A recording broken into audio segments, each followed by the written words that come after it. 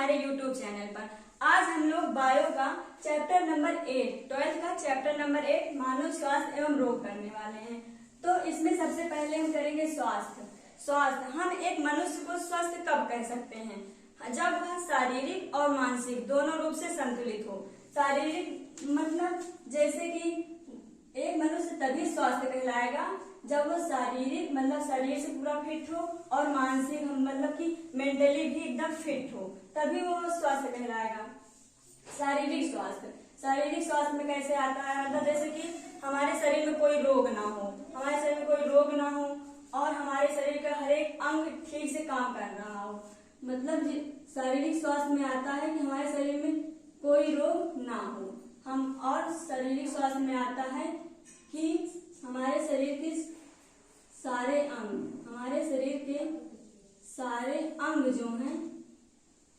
अंग जो हैं वो ठीक प्रकार से काम कर रहे हों। मतलब ये तो आप लोग भी जानते हैं, जैसे कि जब हमारे शरीर के सारे अंग ठीक से काम कर रहे होंगे तो आप सभी जानते हैं रोग वैसे भी नहीं होगा। शरीर के सारे अंग कैसे मतलब कार्य कर रहे हैं? जैसे कि हमारे शरीर में बहुत सारे अंग पाए जाते हैं, इसमें हम कुछ एग्जाम्पल लेते हैं। जैसे कि हमारा जो हमारा जो फेफड़ा है वो ठीक से काम कर रहा हो, और हमारे जो हृदय है वो ठीक से ब्लड पंप कर रहा हो। और भी हमारे शरीर में जो अंग पाए जैसे कि स्टोमक, जैसे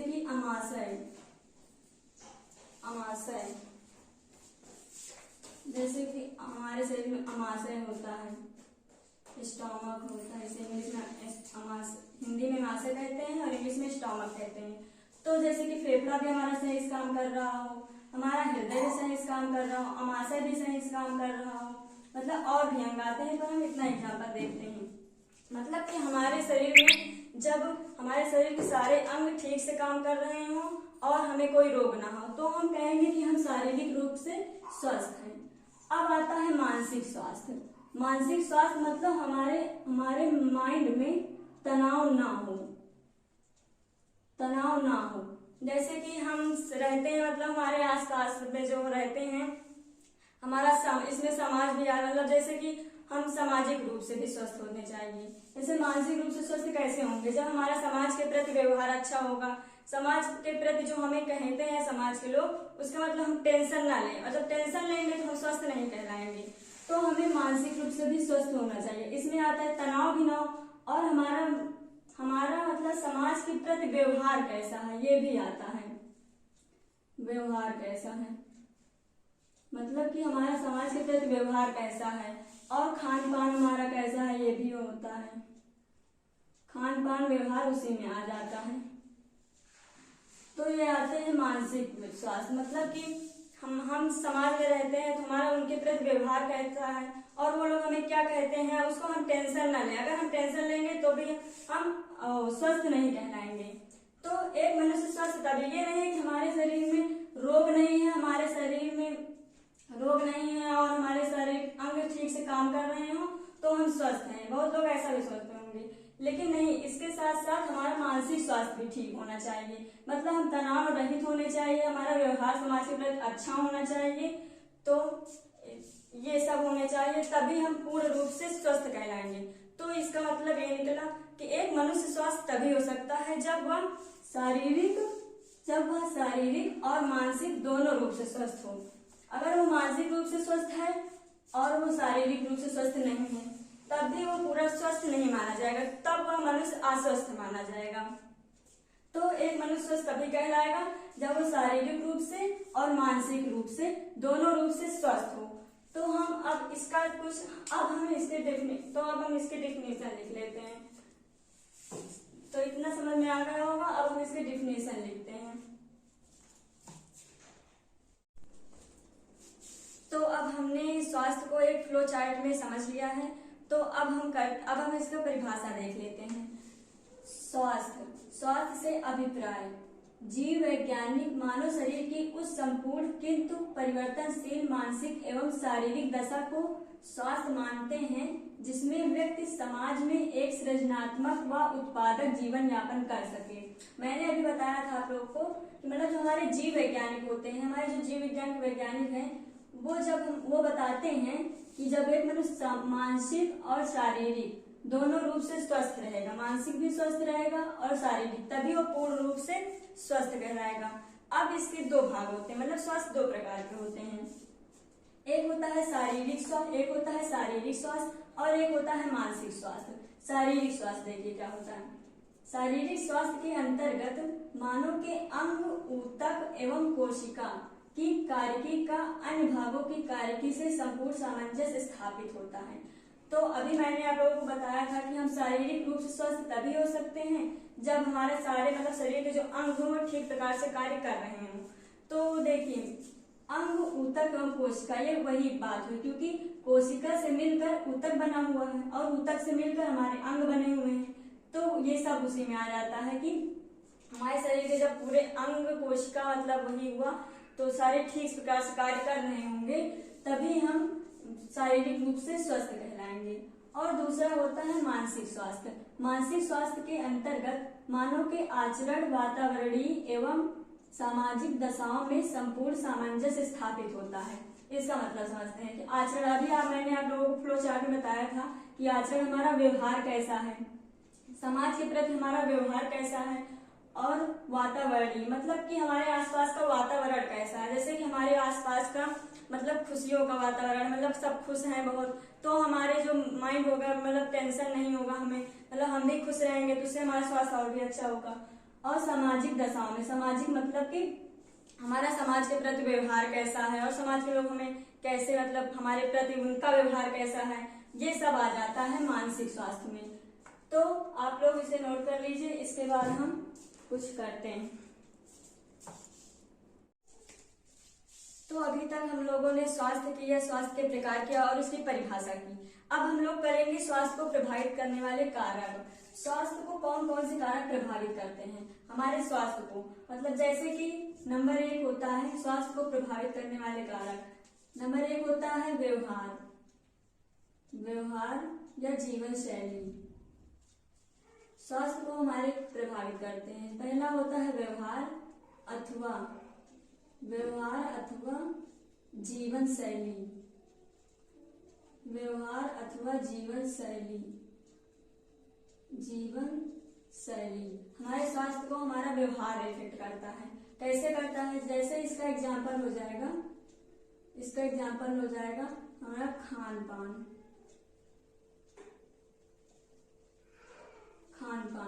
जैसे कि हमारे स्वास्थ्य को हमारा व्यवहार इफेक्ट करता है। जैसे कि हम कहीं जाते हैं, हमारा खान पान कैसा है, मतलब कि हम कहीं गए और वहां पर ये कैसे इफेक्ट करता है हम ये देखते हैं। जैसे कि हम कहीं गए और वहां पर मतलब कि कहीं गए और हमारा खान पान कैसा, मतलब हम कैसे ही बैठ कर खाने लगे या गिराने लगे, तो हमारे जो समाज के लोग होते हैं वो अगर हम ऐसा करेंगे तो कुछ ना कुछ हमें कहेंगे, तो उससे हम तनाव में आ जाएंगे, तो इससे भी हमारा मानसिक संतुलन बिगड़ता है। तो नंबर 1 हो गया हमारा व्यवहार अथवा जीवन शैली हमारी कैसी है। और नंबर 2 हो गया, नंबर 1 हो गया व्यवहार, नंबर 2 हो गया संक्रमण, नंबर 2 हो गया संक्रमण।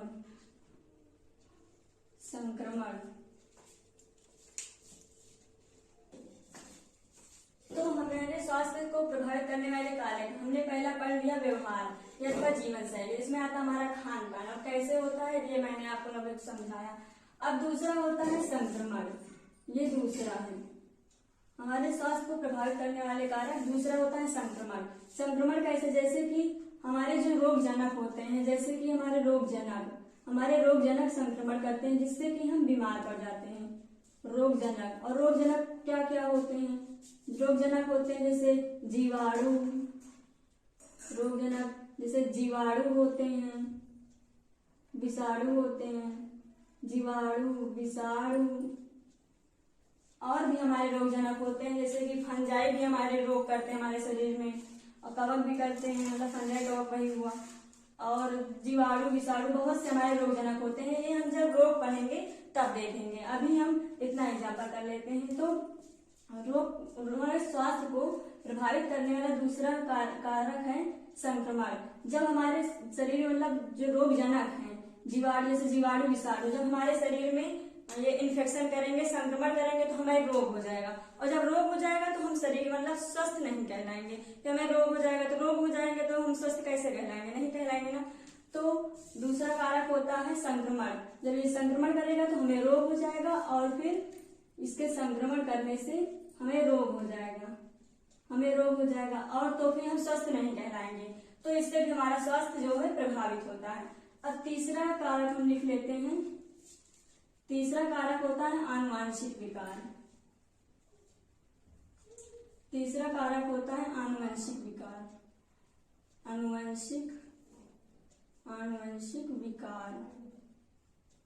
आनुवंशिक विकार, आनुवंशिक विकार वो होते हैं जो हमारे जीन के डिफेक्ट में आते हैं। जैसे हमारे जीन में कोई डिफेक्ट हो गया तो हमें आनुवंशिक विकार होते हैं। जीन के डिफेक्ट के कारण होता है जीन डिफेक्ट। आनुवंशिक विकार वो होते हैं जो हमारे माता पिता से हम में आते हैं। जैसे कि आनुवंशिक विकार में हो गए जैसे हीमोफीलिया, वर्णांतता, ये सब हम रोग करेंगे लेकिन जब हम डिसीज पढ़ेंगे तब करेंगे। अभी आप इतना समझिए कि हमारे स्वास्थ्य को प्रभावित करने वाले कारक कौन कौन से हैं। पहला हो गया व्यवहार। हमारा समाजगत व्यवहार कैसा है, खान पान कैसा है, मतलब ये भी हमारे स्वास्थ्य को प्रभावित करता है। और दूसरा होता है संक्रमण। हमारे शरीर में जैसे जीवाणु विषाणु हमारे शरीर में इन्फेक्शन करेंगे, संक्रमण करेंगे तो हमें रोग हो जाएगा, तब भी हम स्वस्थ नहीं कहलाएंगे। तो हमारे इससे भी हमारा स्वास्थ्य प्रभावित होता है। तो और तीसरा होता है आनुवंशिक विकार। आनुवंशिक विकार जो होता है जीन में डिफेक्ट के कारण होता है। तो जैसे कि ये आनुवंशिक विकार जो होता है हमारे माता पिता से हम में आता है। जैसे जब हम जन्म लेते हैं तो हमारे जो जीन है उसमें कोई ना कोई डिफेक्ट हो जाता है तो उसे हम आनुवंशिक विकार कहते हैं। तो इससे भी हमारे स्वास्थ्य में प्रभावित होता है स्वास्थ्य। तो अगर ये सब हमारे ये व्यवहार, आनुवंशिक विकार और संक्रमण जो जीवाणु विषाणु इस पर अटैक करेंगे हमारे शरीर के ऊपर तो हम रोग हो जाएगा। तो ये सब जब करेंगे तो हमारा स्वास्थ्य प्रभावित हो जाएगा और फिर एक मनुष्य जो है वो अस्वस्थ कहलाएगा। क्या कहलाएगा? अस्वस्थ कहलाएगा। जब ये सब होंगे हमारा स्वास्थ्य प्रभावित होगा और फिर एक मनुष्य अस्वस्थ हो जाएगा। तो अब हम लोगों ने स्वास्थ्य को प्रभावित करने वाले कारक कर लिए हैं। तो ये हो गया हमारे वो मनुष्य को स्वास्थ्य को प्रभावित करने वाले कारक हो गए। तो आप लोग इसे नोट कर लीजिए। तो अभी तक हम लोगों ने स्वास्थ्य किया, स्वास्थ्य के प्रकार देखे, स्वास्थ्य की परिभाषा देखी और स्वास्थ्य के प्रकार देखे और भी स्वास्थ्य को प्रभावित करने वाले कारक भी देखे। होप आप लोगों को इतना समझ में आया होगा। अब हम लोग करते हैं रोग करते हैं, मतलब रोग क्या है? रोग जैसे कि हम रोग उसे कहते हैं जैसे कि किसी मनुष्य के अंग में जब कोई गतिरोध उत्पन्न हो जाता है, मतलब कोई अवरोध उत्पन्न हो जाता है। जैसे कि किसी मनुष्य में गतिरोध उत्पन्न होगा तो उसका कोई अंग होगा वो काम नहीं करेगा। जब अंग में जब गतिरोध उत्पन्न होगा तो अंग अच्छे से काम नहीं करेगा तो उससे मतलब रोग हो जाएगा। तो इसे रोग कहते हैं। जैसे कि रोग ऐसे भी हो सकता है जैसे कि कोई पैथोजन है, कोई रोगजनक है हमारे ऊपर अटैक करेगा, किसी मनुष्य के ऊपर अटैक करेगा तो उसे भी रोग हो जाएगा। तो जैसे कि खांसी जुकाम ये सब रोग है। तो किसी बैक्टीरिया, जैसे हमारे ऊपर बैक्टीरिया किसी ने अटैक किया तो हमें रोग हो गया, तो इसे कहते हैं रोग। और इसकी डिफिनेशन भी हम लोग लिखेंगे, पहले इतना समझते हैं फ्लो चार्ट में। तो इसे कहते हैं रोग। और रोग भी दो प्रकार के होते हैं। रोग दो प्रकार के होते हैं। पहला होता है जन्मजात रोग। पहला होता है जन्मजात रोग। पहला होता है जन्मजात रोग और दूसरा होता है उपार्जित रोग।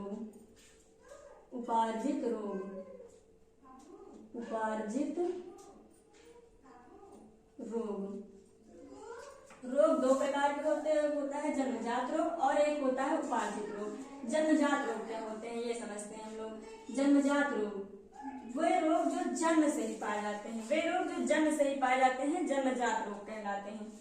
तो हम लिख लेते हैं जन्म से ही पाए जाने वाले रोग, जन्म से ही पाए जाने वाले रोग, पाए जाने वाले रोग, पाए जाने वाले रोग।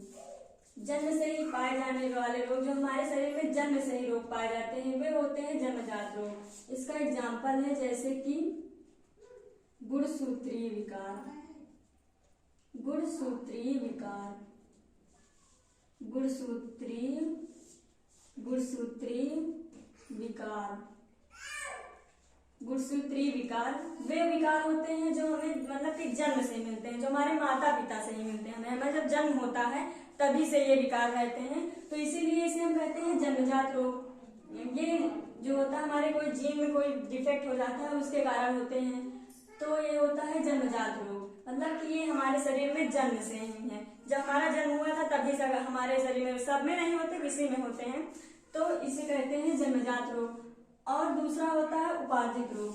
उपार्जित रोग वे होते हैं जो जन्म के बाद मिलते हैं, जन्म के बाद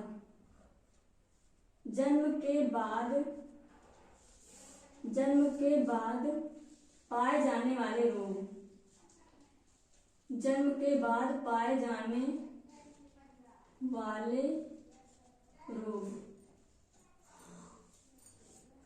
जो रोग जन्म के बाद मिलते हैं जैसे खांसी, जुकाम, कैंसर, एड्स, ये सब हो गया, तो ये हमारे जन्म से तो होते नहीं, हमें जब बड़े होते हैं तभी होता है।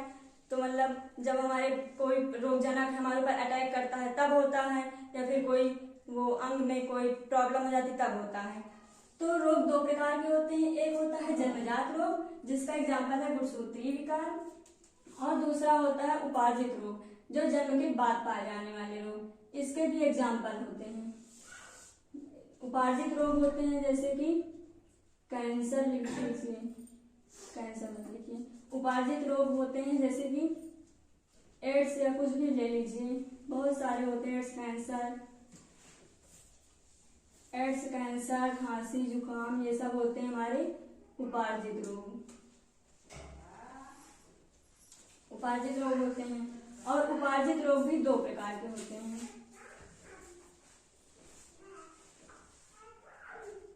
उपार्जित रोग दो प्रकार के होते हैं, एक होते हैं संक्रामक रोग, एक होते हैं संक्रामक रोग।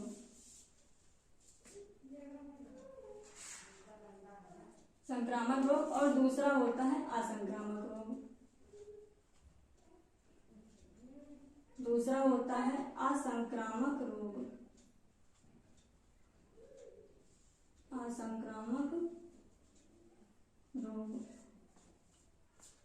उपार्जित रोग भी दो प्रकार के होते हैं, एक होता है संक्रामक रोग और दूसरा होता है असंक्रामक रोग। संक्रामक रोग वे होते हैं जो एक मनुष्य से दूसरे मनुष्य में फैलते हैं, जैसे कि खांसी, जुकाम, बुखार, एड्स, ये सब हमारे संक्रामक रोग होते हैं। मतलब कि जैसे हमारे मतलब मुझे है तो मेरे साथ अगर कोई और व्यक्ति है तो उसे भी हो जाएगा, तो ये एक व्यक्ति से दूसरे व्यक्ति में जा रहा है, तो इसे हम कहेंगे संक्रामक रोग। इसका एग्जाम्पल होता है, इसके एग्जाम्पल लिख लीजिए। इसके एग्जाम्पल होता है बुखार, जुकाम, एड्स भी इसका एग्जाम्पल है। इसके एग्जाम्पल होते हैं बुखार, जुकाम और एड्स, ये होते हैं संक्रामक रोग। और भी होते हैं, तो ये होते हैं जो बुखार, जुकाम है, ये एक मनुष्य से दूसरे मनुष्य में फैलते हैं, तो इसे हम कहते हैं संक्रामक रोग। और दूसरा होता है असंक्रामक रोग। असंक्रामक रोग में होता है कैंसर। असंक्रामक रोग का एग्जाम्पल है कैंसर। असंक्रामक रोग जैसे कैंसर। अब हम इसे समझते हैं संक्रामक रोग, मतलब जैसे कि समझिए इसे, जैसे कि ये एक व्यक्ति है, एक व्यक्ति ये है और एक व्यक्ति ये है, मान लीजिए एक व्यक्ति ये है और एक व्यक्ति ये है। अब इसे मान लीजिए जुकाम है, इसे क्या है, जुकाम है, इसे जुकाम है,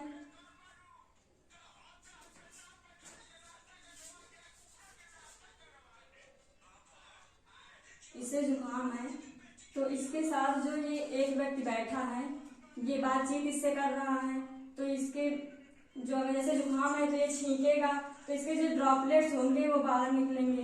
तो ये ड्रॉपलेट्स इसके मतलब अगर पास बैठा है तो इसके डायरेक्ट ऐसे जा सकता है, लेकिन अगर थोड़ा मतलब डिस्टेंस में है तो ऐसे भी हो सकता है कि इसके ड्रॉपलेट्स जो गिरते हैं ये अपने हाथ, इसके हाथ हैं और ये अपने हाथ से पोंछ लेता है, तो इसका और इसका भी ये हाथ दोनों बात कर रहे हैं आपस में।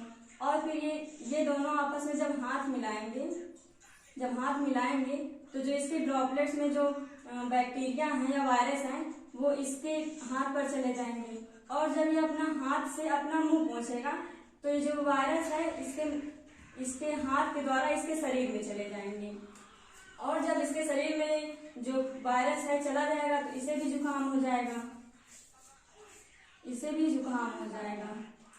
तो ये क्या हो रहा है, ये एक व्यक्ति से दूसरे व्यक्ति में ये इसका जो जुकाम है इसमें चला गया, तो ये संक्रामक रोग है। मतलब कि एक व्यक्ति से दूसरे व्यक्ति में ये रोग ट्रांसफर हो रहा है, तो ये हो जाएगा, ये रोग ट्रांसफर हो रहा है तो ये हो जाएगा संक्रामक रोग। अब हम देखते हैं असंक्रामक रोग। असंक्रामक रोग ये होते हैं जो एक मनुष्य से दूसरे मनुष्य में नहीं फैलते हैं। जैसे कि मान लीजिए ये एक मनुष्य है, एक मनुष्य ये है और एक मनुष्य ये है, इसे कैंसर है, मान लीजिए इसे कैंसर है और ये स्वस्थ है, इसे कुछ नहीं है। तो जब ये लोग आपस में बात करेंगे, बैठेंगे, हाथ मिलाएंगे तो इन्हें रोग नहीं होगा, क्योंकि कैंसर जो है वो एक व्यक्ति से दूसरे व्यक्ति में नहीं फैलता है। तो इसे कैंसर है तो इसे कैंसर नहीं होगा, तो ये हो जाता है असंक्रामक रोग।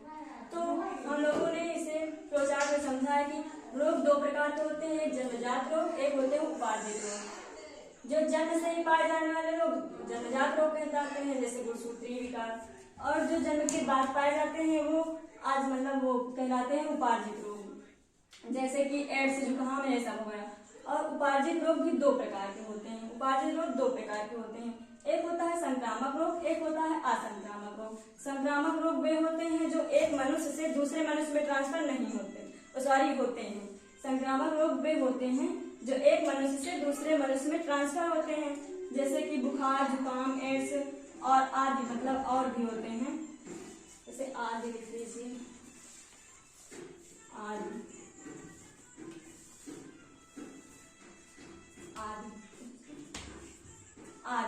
और जो ये देखिए मैंने जैसे समझाया जुकाम इसको भी है और इसके साथ बैठा है हाथ फिलहाल इसको भी हो गया, तो ये हो गया संक्रामक रोग। और असंक्रामक रोग जैसे कैंसर, इसे कैंसर है, इसके पास बैठा, इससे बातचीत कर रहा, ये कैंसर इसको नहीं होगा, तो ये हो जाएगा असंक्रामक रोग। तो हम लोगों ने इसे फ्लो चार्ट में देख लिया है। अब इसके नेक्स्ट क्लास में हम लोग करेंगे, इसके मतलब पूरा डिफिनीशन अच्छे से सीखेंगे और इसके मतलब पूरा अच्छे से बताएंगे। फिर उसके बाद हम लोग संक्रामक रोग करेंगे, उसके बाद असंक्रामक रोग पूरा विस्तार से करेंगे। तो इस क्लास को हम यहीं तक रखते हैं। होप आप लोगों को आज की क्लास में पूरा क्लियर होगा। अगर कोई डाउट हो तो कमेंट कर देना, मैं डाउट क्लियर कर दूंगी। तो होप आप लोगों को ये क्लियर होगा, आप लोग इसे नोट कर सकते हैं। अब मैं इस क्लास को यहीं पर एंड करती हूँ।